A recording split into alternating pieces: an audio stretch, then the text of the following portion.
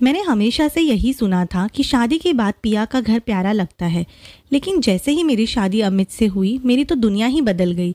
शादी को लेकर मेरे बहुत से सपने थे, लेकिन मैं ये नहीं जानती थी जिस घर में मुझे सुरक्षित महसूस होना चाहिए था, वहाँ आकर मेरी दुनिया बदल जाएगी।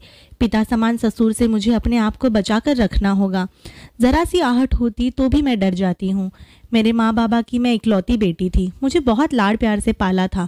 मेरी उम्र शादी लायक हो गई थी। मेरी शादी को लेकर बहुत से ख्वाब थे। शादी के बाद मैं अपने घर को संभालना चाहती थी, पति की दोस्त बनना चाहती थी, सास ससुर का अपने माँ बाबा की तरह ख्याल रखना चाहती थी, माँ बनना चाहती थी। मैंने अपने आगे की पूरी जिंदगी सोच रखी थी। अमित की माँ तो मुझे पहले ही पसंद कर चुके थे। फिर वो अमित के पापा के साथ मुझे देखने आए। बस अब उनके हाँ का इंतज़ार था। वो लोग मेरे घर मुझे देखने आए तो मुझे देखते ही मेरे ससुर जी के चेहरे का रंग उड़ गया। बहुत ज़्यादा परेशान हो गए, जैसे कोई खोई हुई चीज़ उनको मिल गई हो। मेरी सास की नज़रें भी उन पर ही टिकी हुई थी। शायद वो अंदाज़ा लगाना चाहते थे कि उनके पति को लड़की कैसी लगी। मेरी सास को तो मैं पहले ही पसंद आई थी। दिसंबर का महीना था और बहुत ज़्यादा सर्दी थी। फिर भी अमित के पापा के माथे पर पसीना आ रहा था। उनकी हालत ऐसी देखकर मेरे सास के चेहरे का रंग उड़ गया। वो बहुत ज़्यादा परेशान हो गए। थोड़ी देर बाद वो लोग चले गए। हमें लगा अब उनके घर से तो ना ही आएगी। मुझे तो अमित पसंद आए थे। उनकी 2 बहनें थी जिन्हें मैं पहले से ही जानती थी। उनका हमारे घर आना जाना था। उन सबके हमारे घर से जाने के बाद मेरा मन बहुत बेचैन था। हो सकता है मेरे ससुर जी को मैं पसंद नहीं आई थी।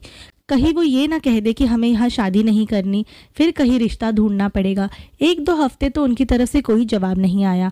हमने अब उम्मीद छोड़ दी थी। करीब 2 हफ्ते बाद उन्होंने रिश्ता पक्का कर दिया। 2 महीने के बाद मेरी शादी की तारीख पक्की कर ली। 2 महीना कैसे कैसे गुजर गए पता ही नहीं चला। अब हमारी बहुत धूमधाम से शादी हुई और मैं दुल्हन बनकर अपने घर आ गई।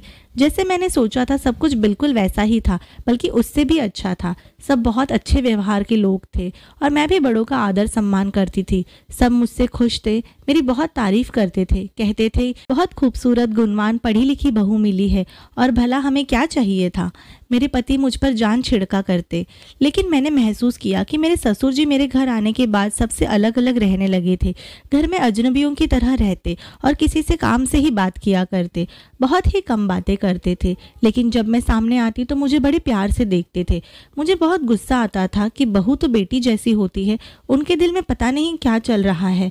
कई बार मैंने गौर किया कि जब मैं सामने आती तो कुछ अजीब सी हरकतें करने लगते, जैसे गड़बड़ी में उठकर अचानक अपने कमरे में चले जाते और जब बाहर आते तो उनकी आंखें लाल होती और बहाने से चुपकर मुझे ही देखते रहते। मुझे उनकी इन हरकतों पे बहुत गुस्सा आता था। ये सब चल क्या रहा था, मुझे कुछ भी समझ नहीं आ रहा था। मैं अमित से भी कुछ कह नहीं सकती थी। मैं तो 2 दिन की नई दुल्हन थी। ऐसे कैसे मैं उसके पापा पर ऐसा इल्ज़ाम लगा देती। मैं अपने आप को बहुत असुरक्षित महसूस करती। एक दिन मैं अपनी सास से गपशप लड़ा रही थी। मैंने बातों बातों में उन्हें पूछ लिया कि आपकी शादी तो बहुत कम उम्र में हुई थी, अब तो आप दोनों में बहुत गहरा रिश्ता होगा, खूब मज़े किए होंगे आपने। एक दूसरे के साथ इतने साल इतना सब कुछ कैसे संभाला। पापा जी ने आपका बहुत साथ दिया होगा ना। मेरा इरादा मेरे ससुर के राज को जानना था। मैं जानना चाहती थी कि वो मुझे देखकर ऐसी हरकत क्यों करते हैं। उनकी भी तो 2 बेटियां हैं। तो मेरी सास ने गहरी सांस भरी और कहने लगी, मेरी शादी तो 16 उम्र में ही हो गई थी। मैं बहुत खुश थी। सूरज जो अब तुम्हारे ससुर जी है, उनके साथ भविष्य को लेकर मैंने बहुत सपने सजाए थे। पर हमारी शादी के बाद मैंने महसूस किया कि सूरज कहीं खोए खोए से रहते थे, जैसे किसी और ही दुनिया में हो। मेरे पास होते हुए भी वो मेरे पास नहीं होते थे। ये व्यवहार अजीब था जो हर समय मुझे परेशान करता रहता। शुरुआत में तो मैं बहुत परेशान रही, लेकिन समय के साथ मुझ में इतनी हिम्मत आ गई थी कि मैं सूरज से सवाल करने लगी। मैंने उनसे पूछा था, आखिर आपका बर्ताव मेरे साथ ऐसा क्यों है। मैंने कई बार पूछा, लेकिन वो मेरी बात को टाल जाते थे और कोई जवाब नहीं देते। समय गुजरता रहा। मैंने भी उनके इस बर्ताव से समझौता कर लिया, ये सोचकर कि कुछ लोग पैदा ही ऐसे होते हैं। शायद बचपन में इनका बर्ताव ऐसे ही होगा। घर में तो मुझे किसी चीज़ की कमी नहीं थी, बाकी सब कुछ ठीक था। देखते देखते टाइम आगे बढ़ गया और हमारे 3 बच्चे हो गए, 1 बेटा और 2 बेटियाँ। जो हम दोनों की जान से भी प्यारे थे। पहले दोनों बेटियों की शादी की, फिर बेटे के लिए बहू की तलाश शुरू कर दी। लोग कहते हैं इस ज़माने में बहुत मुश्किल से अच्छा ससुराल मिलता है, लेकिन मुझे लगता है जैसे बेटियों के लिए अच्छा रिश्ता मिलना मुश्किल है, वैसे ही सुशील बहू ढूंढना भी कोई आसान काम नहीं। बहू को घर में आकर घर संभालना होता है, नस्लों को बढ़ाना होता है। अगर वो अच्छी नहीं होगी तो सारा घर बर्बाद हो जाएगा। बहुत दिनों के बाद जाकर मेरी तलाश खत्म हुई और मुझे तुम मिली, तो मुझे पहली बार में ही पसंद आ गई थी। जब तुम्हारे ससुर जी के साथ हम दोबारा तुम्हें देखने आए थे, मुझे सूरज का बर्ताव ठीक नहीं लगा। घर वापस आए तो मैंने सबसे पहले उनसे यही सवाल किया, क्या तुम्हें लड़की पसंद नहीं आई? उन्होंने कहा था, जब तुम लोगों ने फैसला कर लिया है तो मुझसे क्या पूछना। मैंने कहा, ऐसा कैसे हो सकता है सूरज, मैं आपकी राय के बिना कोई फैसला कैसे कर सकती हूँ। हमारे लिए आपकी राय जानना बहुत ज़रूरी है। पर आपको लड़की पसंद नहीं है तो हम दूसरी लड़की देख लेते हैं। तो क्या हुआ अगर हम सबको मीना पसंद आई है? तभी वो बोल पड़े, मैंने ऐसा कब कहा कि मुझे लड़की पसंद नहीं है? तुम सबको पसंद है तो मुझे भी तुम सबके फैसले पर कोई ऐतराज़ नहीं। बाकी रहे लोग तो बहुत अच्छे हैं।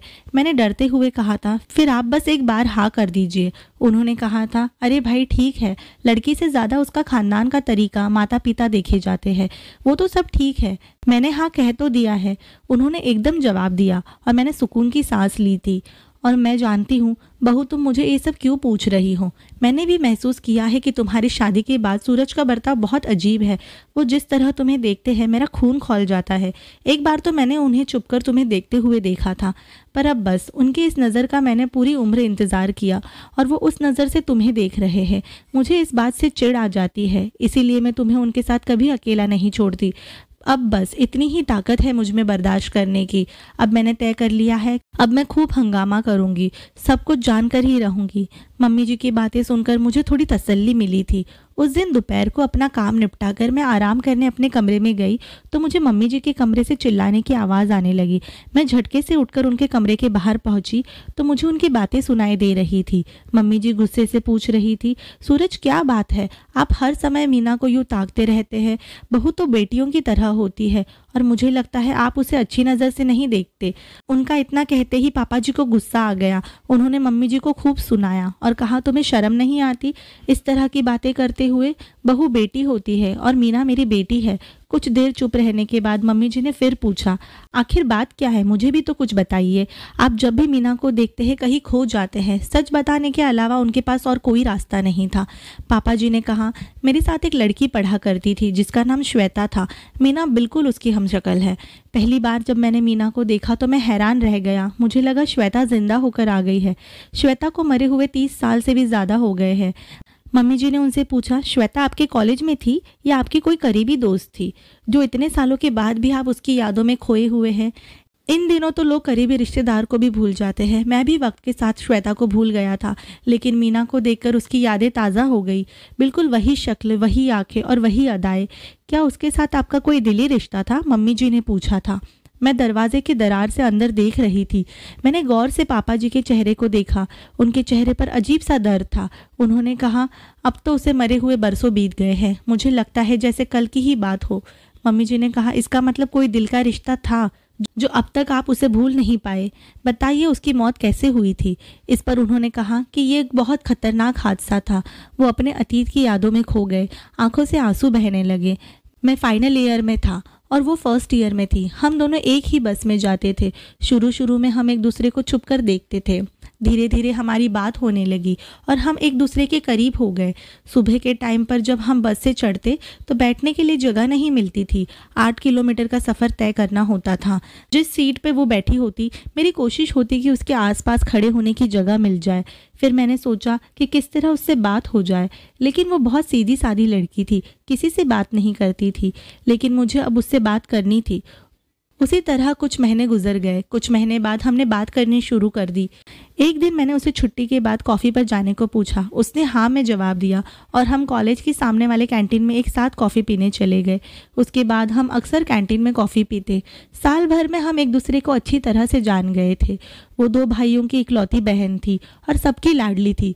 वो अक्सर अपने फैमिली के बारे में बातें करती रहती और ऐसे बताती मुझे लगने लगा था कि मैं भी उसकी फैमिली का हिस्सा हूँ। उसकी बातें मुझे बहुत अच्छी लगती थी, लेकिन एक पल ऐसा आया जिसने मेरा सब कुछ छीन लिया और मैं अकेला रह गया। जनवरी की एक सर्द रात, बारिश के साथ साथ बर्फ पड़ रही थी। बस टाइम पर ना आने की वजह से हम टैक्सी में सफ़र करने पर मजबूर हो गए। जिस टैक्सी में श्वेता जा रही थी वो बर्फ़ की वजह से खाई में जा गिरी। सर्दी के दिन बारिश और बर्फ़, नीचे बहता हुआ पानी भी जम चुका था। हम 20 मिनट बाद वहां पहुंचे क्योंकि हमारी टैक्सी बहुत पीछे चल रही थी। भीड़ देखकर हमारे ड्राइवर ने टैक्सी रोकी। खाई में गिरने वाली टैक्सी बुरी तरह बर्फ में चिपक गई थी और आधे से ज़्यादा पानी में डूब गई थी। कुछ देर बाद पुलिस और डॉक्टर वहां पहुंच गए। बड़ी मुश्किल से उन्होंने शीशे तोड़कर लोगों को बाहर निकाला। श्वेता बुरी तरह से जख्मी थी। डॉक्टर ने उसकी आंखें खोलकर देखा। डॉक्टर के चेहरे से मैं समझ गया था कि श्वेता इस दुनिया में नहीं रही। उसकी गर्दन और सिर पर गहरी चोट थी। ठंडे पानी में गिरने की वजह से उन सबके चेहरे नीले पड़ गए थे, जैसे किसी ने सफ़ेद कपड़े को बहुत ज़्यादा नीला रंग लगा दिया हो। इतनी ठंड में भी मुझे पसीना आ रहा था। उसे इस हालत में देखकर मैं लड़खड़ा गया। ऐसा लगा शायद मैं फिसल गया हूँ। मैं तो श्वेता के चेहरे को जमा हुआ देखकर गिर पड़ा था। मेरी दुनिया ख़त्म हो गई थी। सारे ख्वाब, वादे, अरमान सब टूट गए थे। उसी दिन मेरी ज़िंदगी बदल गई। मेरे सोचने समझने की शक्ति, जीने की उम्मीद सब खत्म हो चुके थे। ज़िंदगी का भरोसा ही नहीं है। ऐसी बातें तो मैंने सुनी थी, लेकिन आज तजुर्बा हो गया था। कॉलेज के लड़के सब अपने घर चले गए। बारिश की वजह से शाम तक अर्थी का इंतज़ाम हुआ। इस हादसे के बाद काफ़ी दिनों तक मैं कॉलेज नहीं गया। मेरा किसी काम में दिल नहीं लगता था। कॉलेज जाने का भी दिल नहीं करता था। जैसे तैसे मैंने पेपर दिए। रिजल्ट भी अच्छा नहीं आया। मुश्किल से पास हुआ। अब मैं सारा दिन घर में पड़ा रहता, ना किसी से बात करता, ना दोस्तों से मिलता। घर वाले कहते क्या इरादा है, आगे पढ़ाई करनी है या नौकरी करनी है या फिर अपना बिजनेस करना है। मैं कोई जवाब नहीं देता था। वो लोग कुछ भी नहीं जानते थे और मैंने भी उन्हें कुछ नहीं बताया। मेरे और श्वेता के बीच में जो कुछ भी था उसके बारे में किसी को कुछ नहीं पता था। मैं सोचता था कि बाकी की ज़िंदगी में श्वेता के बिना कैसे जी पाऊंगा। समय के साथ हर जख्म भर जाता है। मेरे माता पिता ने जब मुझे ऐसे उदास देखा तो फैसला कर लिया कि अब उसकी शादी करा देनी चाहिए। इसे जीवन साथी की ज़रूरत है। फिर मेरा रिश्ता तुमसे हो गया। मैंने भी हालात से समझौता कर लिया। शादी का बंधन निभाने के लिए मैं चुप रहा और तुम्हारे बार बार सवाल करने पर भी मैं कुछ नहीं बता सका। तुमने भी निभाने की सोच ली थी। बच्चे भी हो गए। हम उनकी परवरिश में बिजी हो गए। मैं तुम्हारा एहसानमंद हूँ। तुमने मेरा बहुत ख्याल रखा है। समय बीतता गया। मीना को देखकर मुझे वो हादसा याद आ गया। अपनी बहू में मैंने श्वेता की झलक देखी तो मुझे यकीन ही नहीं हुआ। उन दोनों में फ़र्क सिर्फ इतना है कि श्वेता चश्मा लगाती थी जबकि बहू को चश्मा नहीं था।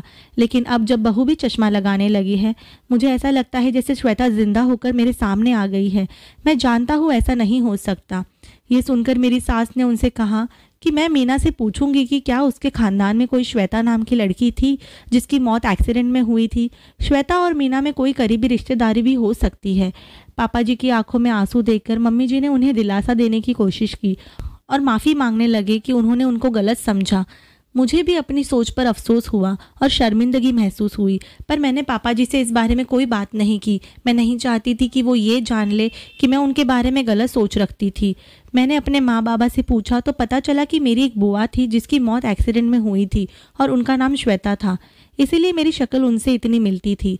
साल भर के बाद भगवान की कृपा से हमें बेटे की खुशी मिली। सब बहुत खुश थे, सबसे ज़्यादा पापा जी। मैंने उनकी आंखों में इतनी खुशी देखी थी, उन्हें इतना हंसते मुस्कुराते हुए देखा था और पोते में तो उनकी जान बसती थी। वो उसके साथ खेलते रहते, उनकी ज़िंदगी ही बदल गई थी। मैंने मेरी सास को बता दिया कि असल में श्वेता थी और वो मेरी बुआ थी जिसके एक्सीडेंट में मौत हो गई थी। मैं उन्हें पुराने फ़ोटो एल्बम दिखाने लगी जिसमें श्वेता की बहुत सी फ़ोटो थी। उसका देहांत हो गया था, उसके टैक्सी खाई में गिर गई थी। मम्मी जी ने वो एल्बम पापा जी को दिखाई और उन्हें सारी हकीकत बता दी। उस दिन के बाद पापा जी मेरा बहुत ख्याल रखते हैं, मेरी हर ख्वाहिश को पूरा करते हैं और बहुत प्यारी सी बातें करते हैं। मेरा ऐसा ख्याल रखते हैं जैसे लोग अपनी बेटियों का ख्याल रखते हैं।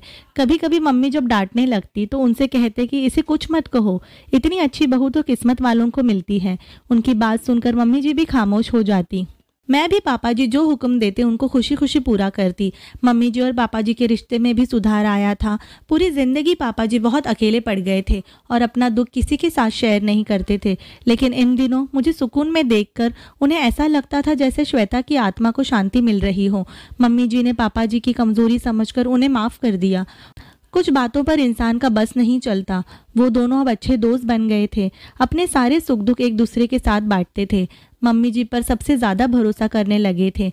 मम्मी जी ने उनके दिल पर लगे अतीत की धूल को साफ कर लिया था। उनके दिल का बोझ हल्का हो गया था। मैं भगवान से प्रार्थना करती हूँ कि पापा जी को सुकून और मम्मी को सब्र दे दे। फिर ऐसा वक्त आया कि पापा जी अपनी मरी हुई माशूका को भूलकर पूरी तरह से मम्मी के हो गए। श्वेता के बारे में बातें करना बंद कर दिया था। अब मम्मी जी का ख्याल रखते थे। मम्मी जी अब बहुत खुश रहा करती। मुझसे कहती, अच्छा हुआ तुम हमारे घर में बहू बनकर आई। सालों बाद जाकर उनके दिल का राज खुला, वरना ऐसे ही उनकी यादों में जलते रहते। आज हम सब एक हंसी खुशी ज़िंदगी गुजार रहे हैं। हमारा परिवार सुखी परिवार हो गया। तो दोस्तों, उम्मीद है आपको हमारी कहानी अच्छी लगी हो। कहानी अच्छी लगने पर लाइक और शेयर ज़रूर करें और ऐसी कई दिलचस्प कहानियाँ सुनने के लिए आपके कहानी सुनो चैनल को सब्सक्राइब करना ना भूलें। धन्यवाद।